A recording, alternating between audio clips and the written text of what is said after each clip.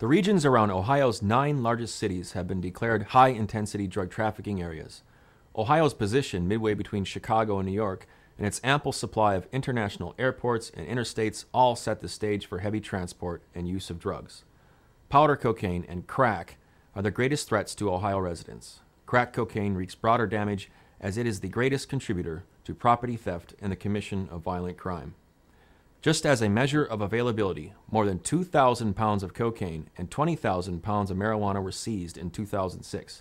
As in most states, more citizens abuse marijuana than any other drug. It accounted for nearly 19,000 admissions to treatment for addiction in 2006. Distribution and abuse of heroin is on the increase in Ohio.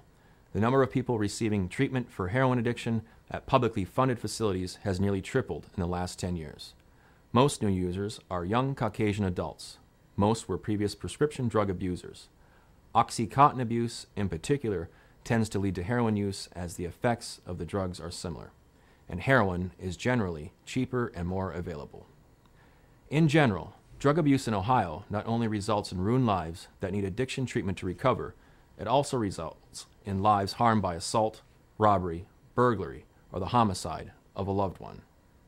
The right time to get help for those abusing or addicted to drugs or alcohol is right now. The next time the addicted person uses meth, heroin, cocaine, alcohol, or any other drug could bring disaster or incarceration. When looking for an effective drug rehab program, determine if the program in question has a treatment system that effectively eliminates the 3 basic barriers to a successful recovery. They are the cravings, guilt, and depression suffered by every addicted person.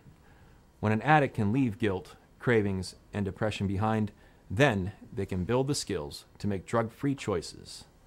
And when real recovery is attainable, Ohio builds a better state for all its citizens. So get help now. For NNTV Drug Rehab News, this is Tim Gozansky.